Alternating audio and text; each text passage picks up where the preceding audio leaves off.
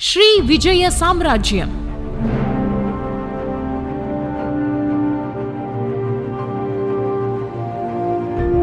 ஸ்ரீவிஜய சாம்ராஜ்யத்தின் மாபெரும் கதையை தன் கதையென முகவுரை துவங்கி அந்த கதையை விவரிக்கவும் முற்பட்ட குணவர்மன் கதையை உடனடியாக எடுத்துச் சொல்ல முடியாமல் மயங்கியும் தயங்கியும் நின்று நிலை தடுமாறி அறையிலே அப்படியும் இப்படியும் சில வினாடிகள் உலவி தனக்குள் ஏதோ முணுமுணுத்துக் கொண்டான்.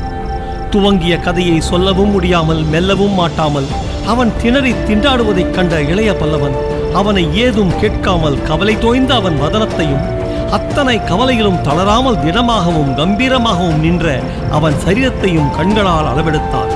குணவர்மன் கிட்டத்தட்ட தன் உயரமே இருப்பதையும் அவனுக்கு வயது 45க்கு மேல் இருக்க முடியாது என்றாலும் தலையிலிருந்து பாய்ந்த கேசத்தின் சில பகுதிகளும் முகத்தின் குறுக்கே கவலை உழுதுவிட்டிருந்த 2 கோடுகளும் அவன் தோற்றத்துக்கு 10 வயதை கூட்டியே சொல்லும் நிலைமையில் வைத்திருந்ததையும் கவனித்த கருணாகர பல்லவன், இவர் வாழ்க்கையில் பெரிதும் அல்லல் பட்டிருக்க வேண்டும் என்று தனக்குள் சொல்லிக் கொண்டான். இத்தனை கவலையிலும் அவன் உதடுகளில் காஞ்சனாதேவியின் உதடுகளில் இருந்த உறுதியும் துடிப்பும் இருந்ததை பார்த்த பல்லவ வீரன், கடாரத்தின் இளவரசன் எந்த அசந்தர்ப்ப நிலையிலும் துன்பத்திலும் மனத்தை மட்டும் தளரவிடாத இரும்பு திடம் வாய்ந்தவன் என்பதை புரிந்து கொண்டான். அத்தனை திடமும் உறுதியும் இருந்தாலும் அவன் முகத்திலோ கைகளிலோ வடுக்கள் எதுவுமே இல்லாததையும் கவனித்து, அரசியல் தொல்லைதான் இவருக்கு அதிகமே தவிர வாளை சுழற்றும் வேலை இவருக்கு இருக்க காரணமில்லை. இவர் போர்களில் அதிகமாக ஈடுபடாதவர். அப்படி இருக்க இவர் பெண்ணுக்கு மட்டும் திறமையான வாழ் பயிற்சியை எதற்காக அளித்திருக்கிறார் என்று தன்னைத்தானே கேட்டுக்கொள்ளவும் செய்தான். மிதமிஞ்சிய கவலையாலும் ஸ்ரீவிஜய சாம்ராஜ்யத்தை பற்றிய நினைப்பாலும் எண்ணங்கள் உள்ளத்தில் எழுந்து அலைமோதிக் கொண்டிருந்த அந்த நிலையில் கூட குணவர்மனின் கண்கள் இளைய பல்லவனது விழிகள் பாய்ந்த இடங்களையும் அப்படி பாய்ந்ததின் விளைவாக முகத்தில் உலவிய எண்ணங்களையும் கவனிக்க தவறாததால் அவன் இதழ்களில் வருத்தம் கலந்த புன்முறுவல் ஒன்று தவழ்ந்தது. அதற்கு காரணம் சொல்ல அவன் முனைந்த போது அவன் சொற்களிலும் அந்த வருத்தம் பிரதிபலித்தே நின்றது. இளைய பல்லவன் நினைப்பதில் தவறில்லை. நான் வாழ்போரில் அதிகமாக ஈடுபடாதவன் தான். ஆனால் அதற்கு காரணம் இருக்கிறது என்று குணவர்மன் மெல்ல மெல்ல சொற்களை உதிர்த்தான். வாழ்போரில் திறன் இருந்தாலும் இல்லாவிட்டாலும் முகபாவத்திலிருந்தே பிறர் உணர்ச்சிகளை ஊடுருவி பார்க்கும் சக்தி கடாரத்தின் இளவரசனுக்கு மிதமிஞ்சி இருந்ததை கவனித்த கருணாகர பல்லவன் பெரு வியப்பை அடைந்தான். ஆனாலும் அதை வெளிக்கு காட்டாமல், கடாரத்தின் இளவரசர் மீது எந்த குறையையும் கற்பிக்கும் நோக்கம் எனக்கில்லை என்று ஏதோ சமாதானம் சொல்ல முயன்றவனை இடையிடையே தடுத்த குணவர்மன், இளைய பல்லவரே, இதற்கு சமாதானம் ஏதும் தேவையில்லை. தமிழகத்தின் இணையற்ற வீரரென பெயரெடுத்த உமது கண்கள் மற்றவர்களிடத்திலும் வீரத்தின் அடையாளங்களை எதிர்பார்ப்பது நியாயம்தானே? அந்த குறிக்கோள் ஏதும் தென்படாத போது இவன் வீரன்தானா என்ற சந்தேகமே உமக்கு ஏற்படுவதும் இயற்கைதான். ஆனால் இதிலும் என் வாழ்க்கையில் சில மர்மங்கள் கலந்திருக்கின்றன. அரசனாயிருப்பவர் வாழ்போர் பயிலாததற்கும் இவர் வாழ்க்கை மர்மங்களுக்கும் என்ன சம்பந்தம் இருக்க முடியும்? ஒருவேளை இவர் கோழையாயிருப்பாரோ? கோழைத்தனத்தை மறைப்பதற்கு காரணங்களை கண்டுபிடிக்கிறாரா என்று சிந்தனை வசப்பட்ட கருணாகர பல்லவன் மீண்டும் தன் கண்களால் குணவர்மனது முகத்தை ஆராய்ந்தான். கவலை தோய்ந்து கிடந்த அந்த சந்தர்ப்பத்திலும் ஈட்டிகளைப் போல ஜொலித்த குணவர்மனின் கண்களை கண்டதும், சேச்சே, நாம் நினைத்தது தவறு. இத்தகைய கண்களை உடையவர் ஒரு காலம் கோழையாயிருக்க இயலாது என்ற முடிவுக்கு வந்த இளைய பல்லவன் மேற்கொண்டு ஏதும் பேசாமல் குணவர்மனது கதையை கேட்க ஆயத்தமானான். குணவர்மன் அந்த சில நிமிஷங்களில் தன் தயக்கத்தை உதறிக்கொண்டு இளைய பல்லவனை நோக்கி, இளைய பல்லவரே, நான் கடாரத்தின் இளவரசனாயிருக்கும் காரணம் தெரியுமா உமக்கு? தெரியாது குணவர்மரே. தாங்கள் சொல்லித்தான் தங்களை பற்றிய விவரம் எதையும் நான் அறிய முடியும். நாம் சில நாழிகைகளுக்கு முன்புதானே சந்தித்திருக்கிறோம். உண்மைதான் இளைய பல்லவரே. நான் கடாரத்தின் இளவரசனாயிருப்பதற்கு என் ஆசை காரணம் அல்ல.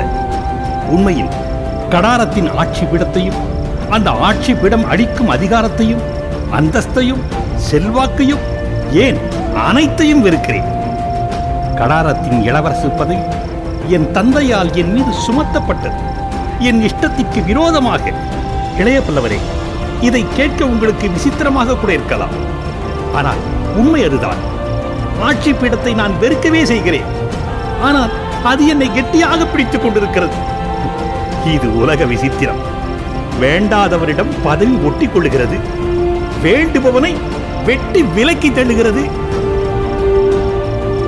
மன்னிக்க வேண்டும். ஆட்சியில் வெறுப்பு இருந்தால் சோழ நாட்டின் உதவியை ஏன் நாடுகிறீர்கள்? கடாரத்தின் மீது படையெடுத்து ஜெயவர்மனை முறியடித்து ஸ்ரீவிஜய சாம்ராஜ்யத்தை என்னிடம் ஒப்படைக்க வேண்டும் என்று சோழ பேரரசர் வீரராஜேந்திரருக்கு நீங்கள் ஓலையே அனுப்பியிருந்தீர்களே. ஓலை அனுப்பியிருந்தேன் இளைய பல்லவரே. அரச பதவியை நாடித்தான் இங்கும் வந்திருக்கிறேன். முடிந்தால் ஜெயவர்மனை விரட்டி அரச பீடத்தில் உட்காரவும் உத்தேசம்தான். ஆனால் இத்தனையிலும் பற்று சிறிதும் இல்லாமல் ஈடுபட்டிருக்கிறேன். இவை அனைத்திலும் கடமை சம்பந்தப்பட்டிருக்கிறது. எந்த சைலேந்திர வம்சத்தில் நான் பிறந்தேனோ அந்த சைலேந்திர வம்சத்தை பற்றிய கடமை எது? ஸ்ரீ விஜய சாம்ராஜ்யத்தின் மக்களுக்கு நான் செலுத்த வேண்டிய கடமை எது? கடமைதான் என்னை இங்கு இழுத்து வந்திருக்கிறது இளைய பல்லவரே, ஆசை அல்ல. இளைய பல்லவரே, இதைத்தான் நான் ஆரம்பத்திலேயே சொன்னேன். ஸ்ரீ விஜய சாம்ராஜ்யத்தின் கதைதான் என் கதை என்று. கேளும் அந்த கதையை என்று கூறி இளைய பல்லவனை விட்டு திரும்பி அந்த அறையின் கிழக்கு பகுதியில் இருந்த பெரும் சாளரத்தை திறந்து வெளியே நீண்ட நேரம் நோக்கிக் கொண்டு பேசாமலே நின்றார். பல நிமிஷங்கள் கழித்து திரும்பிய குணவர்மனின் கண்கள் ஏதோ கனவுலகத்தில் சஞ்சரிப்பன போல காணப்பட்டன. அதுவரை கவலை மண்டிக் கிடந்த வதனத்தில் சாந்தியும் பெருமையும் நிலவிக் கிடந்தன. அந்த கனவு கண்களால் இளைய பல்லவனையும் தனது புதல்வியையும் மாறி மாறி பார்த்துவிட்டு தன் ஒரு கையை உயர்த்தி சாளரத்தை நோக்கி நீட்டி, இளைய பல்லவரே, இந்த சாளரத்துக்கு வெளியே நீர் கண்களை செலுத்தினால் நீலக்கடல்தான் உமது கண்களுக்கு தெரியும். ஆனால் என் கண்களுக்கு தெரிவது அது மட்டுமல்ல, அந்த கடலுக்கு அப்பால் உள்ள சைலேந்திரர்களின் மாபெரும் அரசான ஸ்ரீவிஜய சாம்ராஜ்யம் தோன்றுகிறது. பல பல தீவுகள் தோன்றுகின்றன. கடாரம் தோன்றுகிறது. சொர்ணத்தீவு, சாவகமும் பாலியும் தோன்றுகின்றன. அந்த தீவுகளில் தினம் தினம் வந்து குவியும் வணிகப் பொருள்களும் தோன்றுகின்றன. அத்தனை வணிகப் பொருள்கள் அங்கு ஏன் வந்து குவிகின்றன? காரணம் இருக்கிறது இளைய பல்லவரே, காரணம் இருக்கிறது. பலமான காரணம் இருக்கிறது. உலகத்தில் சகல நாட்டினரும் விரும்பும் தங்கம் அந்த தீவுகளில் இருக்கிறது. அதனால்தான் பழைய கிரேக்க மருவிகள் அவற்றை கிரிசே தீவு என்றும் சொர்ணத்தீவு என்றும் சொர்ண பூமி என்றும் பலபடி பெயரிட்டு அழைத்தார்கள். அந்த தீவுகளில் உள்ள மண்ணில் பொன் கலந்திருக்கிறது. மண்ணை நீரில் போட்டால் தங்கம் பிரியும் அளவிற்கு பொன் மண்ணுடன் இணைந்து கிடக்கிறது. அவ்வளவு தங்கம், அவ்வளவு தங்கம் உலகத்தின் எந்த நாட்டு மண்ணிலும் கிடைக்காது. மற்றவர்கள் தங்கள் நாட்டை ஆசையால் பொன்னாடு என்று அழைக்கிறார்கள். ஆனால் எங்கள் நாடு உண்மையிலேயே பொன்னாடு. பொன் ஏராளமாக விளையும் பூமி அது. அதன் பொன்னை வாரிச் செல்லவே உலக வணிகர்கள் அங்கு வருகிறார்கள் என்று பேச்சை சற்று நிறுத்தி இளைய பல்லவனை உற்று பார்த்தார். இளைய பல்லவன் முகத்திலே வியப்புதான் மிஞ்சிக் கிடந்தது. சொர்ண பூமியின் பொன்னை நினைத்து உண்டான வியப்பல்ல அது. சொந்த நாட்டை பற்றி பேச முற்பட்டதும் குணவர்மனுக்கு உண்டான ஆவேசத்தை கண்டதால் ஏற்பட்ட வியப்பு அது. அந்த வியப்பை கவனித்த பின்பும் குணவர்மன் ஆவேசத்தை கைவிடாமலே சொன்னான், இந்த தீவுகள் உங்கள் பாரத நாட்டுடன் ஒட்டியிருந்த காலம் ஒன்று உண்டு என்று பூதத்துவ சாஸ்திரிகள் சொல்லுகிறார்கள். இளைய பல்லவரே, பாரதத்தின் கடற்கரை ஓரமாக போய் தெற்கே திரும்பினால் கிழக்கு நாடு பாரதத்தின் நிலப்பரப்புடன் தொடர்பு கொண்டே செல்கிறது. அந்த நிலப்பரப்பை கடாரத்துக்கு கீழேதான் கடல் குறுக்கிட்டு உடைக்கிறது. அப்படி கடல் உடைத்து பிரிந்த இடங்கள் தீவுகளாகி சொர்ணத்தீவு என்றும் சாவகத்தீவு என்றும் பாலித்தீவு என்றும் வெவ்வேறு விதமான பெயர்களை பெற்று திகழ்கின்றன. ஆனால் இந்த தீவுகளின் கலாச்சாரங்கள் பொதுப்படையானவை. பழைய காலத்தில் இவை ஒன்றுபட்டிருந்ததை குறிக்கின்றன. அது மட்டுமல்ல, பாரதத்துக்கும் அவற்றுக்கும் யுகாந்தரமாக இருந்து வரும் தொடர்பையும் குறிக்கின்றன. அங்குள்ள சைவமும் வைணவமும் பௌத்தமும் பாரத நாடு அளித்தவை. அங்குள்ள சிற்பமும் சித்திரமும் கோயிலும் குளமும் இலக்கியமும் எல்லாமே இந்த நாடு அளித்தவைதான். காட்டு மிராண்டிகளே ஆதியில் நிரம்பி கிடந்த சொர்ணபூமி பௌத்த சைவ வைணவ துறவிகளின் வருகையா நாகரிகத்தையும் பல நாடுகளும் கண்டு வியக்கும் தன்மையையும் அடைந்தது. அப்படி ஏற்பட்ட நாகரிகத்தின் விளைவாகத்தான் 3 நூற்றாண்டுகளுக்கு முன்னால் ஸ்ரீவிஜய சாம்ராஜ்யம் சொர்ணத்தீவில் எழுந்தது. இந்த இடத்தில் கதையை சற்றே நிறுத்திய குணவர்மன், இளைய பல்லவரே, இனி மிக்க கவனமாக கேளுங்கள் என்று எச்சரித்துக் கொண்டும் அறையில் அங்கும் இங்கும் கனவில் நடப்பவன் போல உலாவிக் கொண்டும் கதையை சொல்லிக் கொண்டு போனான்.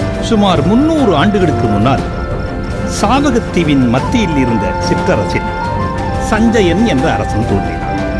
அவன் சைவ சமயத்தவன். அவன் ஆட்சியில் அந்த சிற்றரசு பேரரசாக விரிந்தது. சஞ்சயன் பெரும் படை திரட்டி பொன் பெரிதும் விளையும் சொர்ணத்தீவை தன்வசப்படுத்திக் கொண்டான். அதற்கு ஸ்ரீவிஜயம் என்ற பெயரையும் சூட்டினான். அவன் காலத்தில், அவனுக்கு பின் வந்த 6 மன்னர்களின் காலத்திலும் ஸ்ரீவிஜயம் சொர்ணத்தீவையும் சாவகத்தையும் இன்னும் பல தீவுகளையும் கொண்ட பெரும் சாம்ராஜ்யமாக விரிந்தது.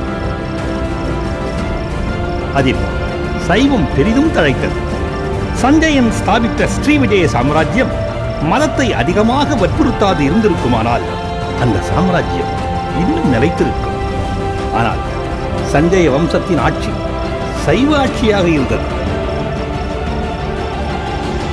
ஆகவே மகாயன பௌத்தம் கிளைத்த சாவகத்தில் அதற்கு எதிர்ப்பு ஏற்பட்டது.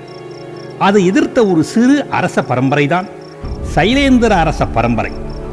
இந்த பரம்பரையின் ஆதிகர்த்தாவான பானுவர்மனும் சஞ்சயன் உதித்த அதே சாவகத்தின் நடுவிடத்தில் தோன்றினான். சைலேந்திரர்கள் வம்சம் முதல் 3 தலைமுறைகளிலேயே பெரிதும் வலுவுற்றது. 6வது தலைமுறையில் ஸ்ரீ விஜய மன்னன் பிகாதனுக்கும் சைலேந்திர ராஜகுமாரி பிரமோதவர்த்தினிக்கும் திருமணம் நடந்தது. அந்த திருமணத்துடன் சஞ்சயன் பரம்பரை ஆட்சியும் முடிந்தது. பிகாதனுக்கு பிறகு அவன் மைத்துனனும் சைலேந்திர வம்ச ராஜபுத்திரனுமான பாலபுத்திரன் ஸ்ரீ விஜய சாம்ராஜ்யத்தின் அரியணையில் ஏறினார். சைலேந்திரர்கள் காலத்தில் ஸ்ரீ விஜயம் கிழக்கு தீவுகளையெல்லாம் கொண்ட பெரும் சாம்ராஜ்யமாகி சீரும் சிறப்பும் பெற்றது.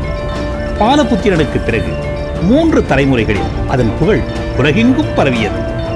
பட்டு நெய்யும் சீனாவுக்கும் முத்து குளிக்கும் தமிழகத்துக்கும் இடையே இருந்ததன் விளைவாக அதன் வாணிபமும் வாணிபத்தை கட்டுப்படுத்துவதில் அதற்கு இருந்த சக்தியும் பெரிதும் வளர்ந்தது.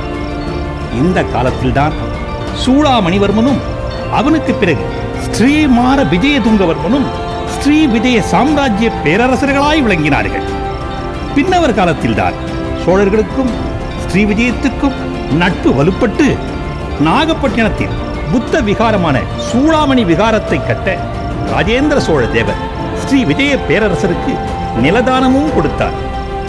இந்த நட்பு நீண்டிருந்தால் தமிழகத்திற்கும் ஸ்ரீ விஜயத்திற்கும் போர் நிகழ்ந்திருக்காது. ஆனால் வர்த்தக போட்டி போரில் வந்து முடிந்தது. என்ன வர்த்தக போட்டியா? ஆமாம் இளைய பல்லவரே. ஸ்ரீமார விஜயதுங்கவர்மனுக்கு பிறகு அரச பதவிக்கு வந்த சங்கரம விஜயதுங்கவர்மன் பாரதத்தில் இருந்து வரும் பொருள்களுக்கு பலமான சுங்கவரிகளை விதித்தார். இதனால் வெகுண்ட ராஜேந்திர சோழ தேவர் ஸ்ரீ விஜயத்தை நோக்கி தமது கடற்படையை ஏவினார். எந்த கடலை தாண்டி பெருவாரியான தமிழர் படை வர முடியாது என்ற தைரியத்தில் சங்கரம விஜயதுங்கர் சுங்க வரிகளை விதித்தாரோ அந்த கடலை தாண்டி தமிழர் பெரும் படை வந்தது.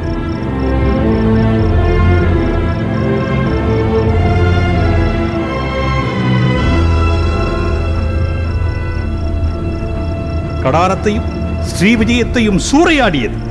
சங்கரம விஜயதுங்கவர்மனையும் சிறைபிடித்துச் சென்றது. பிறகு ராஜேந்திர சோழதேவரின் கருணையால் சங்கரம விஜயதுங்கவர்மன் விடுதலை அடைந்தார். அவர் காலம் முதல் ஸ்ரீ விஜயம் வலிமை குன்றியது. என் தந்தையின் காலத்தில் அரியணை போட்டி சண்டையும் கிளம்பியது. என் சகோதரன் அரசை பறித்துக் கொள்ள விரும்பினான். அதன் விளைவாக என்னை சொர்ணத்தீவில் இருந்து கடாரத்துக்கு அனுப்பி அங்கு என்னை இளவரசனாக்கி விட்டார் என் தந்தை. எனக்கு இதில் இஷ்டமே இல்லை. ஏன்? காரணம் அறியலாமா? சிறு வயதிலேயே நான் பௌத்த மதகுரு ஒருவரிடம் பாடம் பயின்றேன். அவருடைய சீடர்களிடம் பழகினீர். 20 வயது வரை பௌத்த விகாரங்களிலும் பௌத்த துறவிகளுடனும் காலம் கழித்தேன். ஆகவே இக வாழ்க்கையில் என் மனம் செல்லவில்லை. புத்த துறவி ஆவதிலேயே மனம் சென்றது. இதை கவனித்த என் தந்தை எனக்கு பலவந்தமாக திருமணம் செய்வித்தார். அதன் பலன்தான் இவள் என்று காஞ்சனாதேவியை காட்டினான் குணவர்மன். இளைய பல்லவன் காஞ்சனாதேவியை நோக்கி புன்முறுவல் செய்தான். கட்டாய விவாகத்தின் கனி காதல் விவாகத்தில் கிடைக்கும் கனிக்கு எந்த விதத்திலும் குறைந்ததல்ல என்று எண்ணினான். குணவர்மன் மேலும் சொன்னான், இவளுக்கு வயது வரும் முன்பே இவள் தாய் இறந்து விட்டாள். மீண்டும் என் மனம் துறவற வாழ்வை நாடியது, இக வாழ்வை வெறுத்தது. ஆனால் நாளுக்கு நாள் ஏற்பட்ட மாறுதல்கள் என் மனத்தை மாற்றவே செய்தன. ஜெயவர்மன் ஆட்சி ஸ்ரீ விஜயத்துக்கு பெரும் சாபக்கேடாக முடிந்தது. மக்கள் துன்புறுத்தப்பட்டார்கள். சாதாரண குற்றங்களுக்கு பெரும் தண்டனைகள் விதிக்கப்பட்டன. ஜெயவர்மனுக்கு புத்தி சொல்ல முற்பட்ட மந்திரிகளின் தலைகள் துண்டிக்கப்பட்டன. ஸ்ரீ விஜய சாம்ராஜ்யம் மெல்ல மெல்ல சீரழியத் தொடங்கியது. அக்கம் பக்கத்து அரசாங்கங்களின் விரோதமும் வந்தது. இப்படியே போனால் மக்கள் தவிப்பார்கள், நாடு அழிந்துவிடும் என்ற முடிவுக்கு வந்தேன். ஆகவே கடாரத்தை தன்வசம் ஒப்புவிக்கும்படி ஜெயவர்மன் அனுப்பிய ஓலையை திருப்பி அனுப்பினேன். முடிந்தால் ஜெயவர்மன் கடாரத்தை அழித்திருப்பான். ஆனால் மக்களின் பெருவாரியான ஆதரவு எனக்கு இருப்பதைக் கண்டு அஞ்சி இருக்கிறான். அவன் அச்சம் குறையும் முன்பு சோழர் உதவியை நாடி சைலேந்திரர் ஆட்சியை மீண்டும் நிலைநிறுத்தவும் என் நாட்டு மக்களின் துன்பத்தை போக்கவும் இந்நாடு வந்திருக்கிறேன். துறவு மனப்பான்மை இருந்து அரசுக்காக அயல்நாடு வந்து உதவி நாடும் விபரீத நிலை எனக்கு ஏற்பட்டிருக்கிறது. இதுதான் என் கதை, இளைய பல்லவரே. ஆனால் கதை போகிற போக்கை பார்த்தீரா? கருணாகர பல்லவன் அந்த நீண்ட கதையை கேட்டதால் துயிலில் இருந்து எழுபவன் போல எழுந்தான். ஆம், ஏன்? கதை போகிற போக்குக்கு என்ன? சோழ நாடு செல்ல கலிங்கம் வந்தேன். ஆனால் இங்கு என் அதிர்ஷ்டம் என்னை தொடர்ந்து வந்திருக்கிறது. இங்கு கலிங்கத்துக்கும் சோழ நாட்டுக்கும் போர் ஏற்படும் போல் இருக்கிறதே. அது சரி, அப்படித்தான் தெரிகிறது. உங்களை பற்றி, அனபாய சோழரை பற்றி எங்கள் நாட்டில் கதைகள் உலாவுகின்றன இளைய பல்லவரே. உங்கள் இருவரில் ஒருவர் வந்து என் படைகளுக்கு தலைமை வகித்தாலே ஜெயவர்மனை வெற்றி கொள்ள முடியும் என்று மக்கள் நினைக்கிறார்கள். என் மந்திரிகளும் அப்படித்தான் சொன்னார்கள். ஆனால் இங்குள்ள நிலையை பாரும். இங்கு நீர் துரத்தப்பட்டு நான் இருக்கும் மாளிகையில் பதுங்கியிருக்கிறீர். அனபாயர் ஏற்கனவே சிறைப்பட்டிருக்கிறார். என் அதிர்ஷ்டத்தை பற்றி என்ன நினைக்கிறீர் என்றான் குணவர்மன் துன்பப் புன்முறுவல் கூட்டி. குணவர்மனின் அதிர்ஷ்டம் நன்றாக விளங்கியது இளைய பல்லவனுக்கு. ஆக இவரது அதிர்ஷ்டம்தான் என்னையும் அனபாயரையும் இந்த நிலைக்கு கொண்டு வந்திருக்கிறது என்று மனதிற்குள் சபித்த இளைய பல்லவனை மட்டுமின்றி குணவர்மனையும், ஏன் காஞ்சனா தேவியையும் கூட வியப்பில் அழுத்தவல்ல விசித்திர சம்பவம் ஒன்று திடீரென அந்த அறையிலே நிகழ்ந்தது. அந்த நிகழ்ச்சியின் காரணமும் திறந்திருந்த சாளரத்தின் மூலமாக வெகு வேகமாக உள்ளே வந்தது.